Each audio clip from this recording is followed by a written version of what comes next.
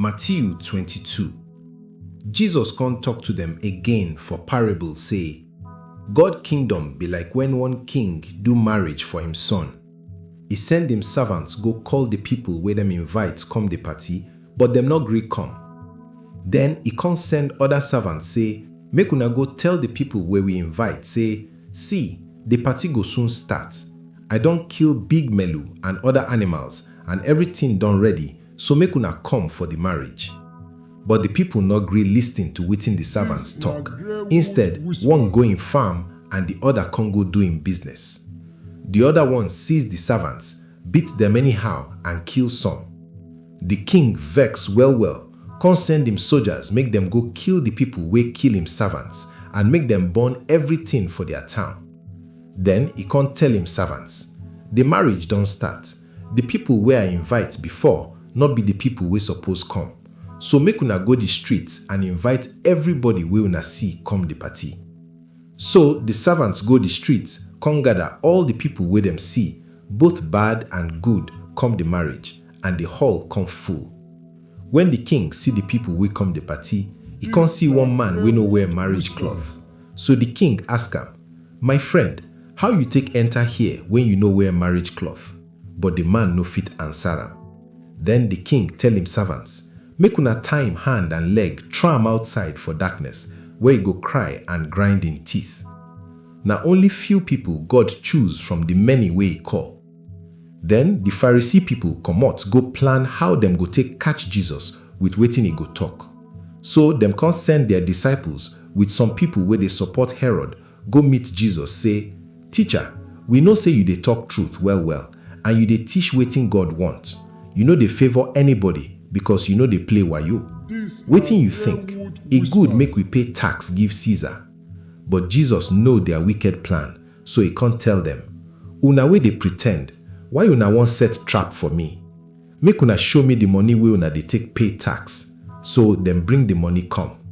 Jesus ask am, which person face and name them stamp put for the money?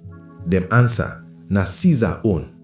Jesus can't tell them, then make una give Caesar wetin be Caesar own and give God wetin be God own. So when them hear wetin he talk, them come waka leave am. For the same day, the Sadducee people wey believe say resurrection no dey come meet and ask Jesus, teacher, Moses talk say if man wey no get pikin die, him brother must marry him wife so that he go fit born pikin for him brother wey don die. You see, he get 7 brothers where they stay here with us. The first one marry, later he can't die. Since he no get pikin, him brother come marry him wife. The same thing happened to the second brother, and the third one go reach the number 7.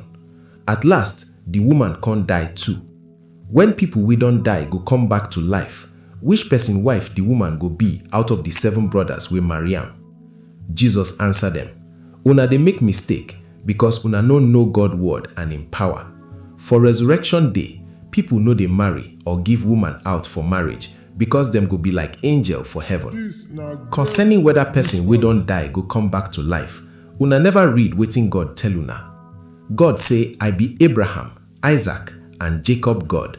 I no be God for people we don't die, but I be God for people we they alive. When the people hear as Jesus they talk, them surprised for wetin he they teach. When the Pharisee people hear say Jesus don't make the Sadducee people quiet, them come gather.